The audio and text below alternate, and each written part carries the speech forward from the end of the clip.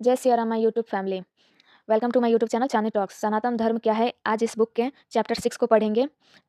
Chapter को start करने से पहले प्लीज़ आप मेरे चैनल को like and share and subscribe करना ना भूलें। तो चलिए हम इसी के साथ स्टार्ट करते हैं अपने इस चैप्टर को। चैप्टर 6 में दिया हुआ है सनातन संस्कृति से जुड़े कुछ वैज्ञानिक तर्क। तो हम लोग चलिए स्टार्ट करते हैं अपने इस चैप्टर को, जो कि दिया हुआ है सनातन संस्कृति से जुड़े हुए कुछ वैज्ञानिक तर्क। सनातन के क्या तर्क हैं और वैज्ञानिक तर्क क्या हैं वो हम लोग देखते हैं। पहला दिया हुआ है सनातन संस्कृति से जुड़े कुछ वैज्ञानिक तर्क। पहला है हम लोग का माथे पर कुमकुम तिलक, दूसरा है माला, तीसरा है शिखा, चौथा है कलावा, पांचवा है भारतीय परिधान धोती, तुलसी, छठा है तुलसी के पौधे की पूजा, सातवां है उपवास व्रत रखना, आठवां है हम लोग का हाथ जोड़कर नमस्कार करना, नौवां है हम लोग का सूर्य को अर्घ अर्घ या दसवां है पीपल की पूजा आदि। हमारा राष्ट्रीय नदी, तालाब, वृक्ष, जड़ चेतन सबकी पूजा करता है।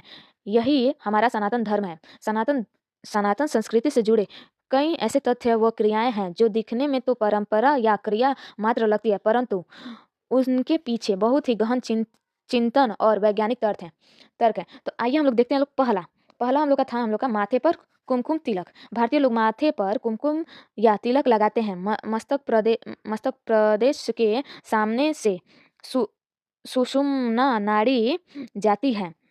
यह मुख्य नाड़ी कहलाती है जो मोक्ष दिलाती है। इस पर तिलक लगाना उधर व गति का संकेत चिन्ह है। जिस प्रकार माताएं बहन विवाहित हैं अथवा अविवाहित अविवाहित उनकी पहचान है माथे का सिंदूर, उसी प्रकार कोई भक्त वैष्णव वैष्णव है या नहीं, भगवान का है या नहीं, उसकी पहचान है मस्तक के तिलक।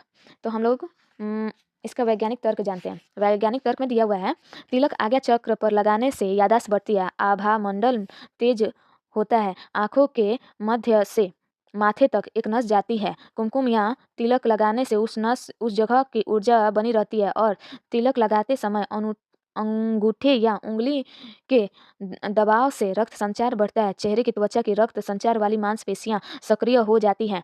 भ्रूमध्य स्थान में अंदर की और पीयूष ग्रंथि, जिसको इंग्लिश में हम लोग पिट्यूटरी ग्लैंड होती है, जो सभी ग्रंथियों की नियंत्रणक ग्रंथि होती है। इस स्थान पर खोपड़ी के अंदर पीनियल ग्रंथि होती है, जिसका स्राव मनुष्य को समाधि की अवस्था तक ले जाता है। मस्तक का तिलक मस्तिष्क के उस भाग को सक्रिय करता है जो सहज ज्ञान अंतःप्रज्ञा का केंद्र है।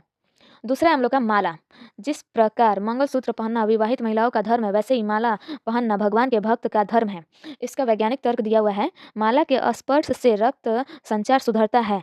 यह हमें ईश्वर के साथ एकता की परम अनुभूति देती है। तुलसी के अंदर जो तत्व होता है उनमें हमारे रक्त को शुद्ध व रक्त वाहिनियों को स्वच्छ करने वाले घटक होते हैं। रक्त घना होने के कारण रक्त वाहिनियों में चर्बी जमा होती है, जिससे दिल का दौरा व उच्च रक्तदाब यानी कि हाई ब्लड प्रेशर आदि होने की आशंका बढ़ती है। तुलसी के स्पर्श से रक्त पतला रहता है और रक्त वाहिनियों में रुकावट ब्लॉकेज नहीं हो पाते। श्वास के साथ भी तुलसी को स्पर्श की हुई वायु अंदर जाती है, जो मस्तिष्क को तुलसी के गुण पहुंचाती है। तीसरा हम लोग का शिखा।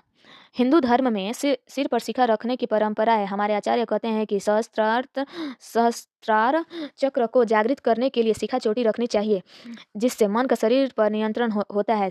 सहस्त्रार चक्र का जो आकार होता है वह गाय के खुर के समान होता है।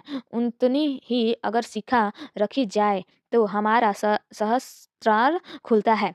इसका वैज्ञानिक तर्क है शिखा रखने से सोचने की क्षमता बढ़ती है, क्रोध नहीं आता है, मन स्थिर रहता है। शिखा का स्थान ब्रह्मरंध्र का स्थान है। योगी जन इसी स्थान से प्राण त्यागना चाहते हैं। यह बहुत कोमल जगह होती है। शिखा रखने से हम ठोकर से बचते हैं। यह हमारे सिर की रक्षा करती है, इसलिए चोटी रखी जाती है। चौथा है हम लोग का कलावा। कलावा हिंदुओं की मौलिक पहचान है। इस सभी सनातनी कलावा पहनते हैं। कलावा धारण करने का मतलब रक्षा है, इसे रक्षा माना जाता है, इसलिए कलावा पहनते हैं। इसका वैज्ञानिक तर्क है हाथ में जिस स्थान पर कलावा पहनते हैं वहां से होकर अनेक नाड़ियां गुजरती हैं। धागे के स्पर्श से रक्त संचार सुधरता है, अनेक रोगों की रोकथाम होती है। पांचवा हम लोग का भारतीय परिधान धोती। भारतीय परिधान धोती हमारे प्राचीन पारंपरिक वेशभूषा है। वह शास्त्र किया गया है।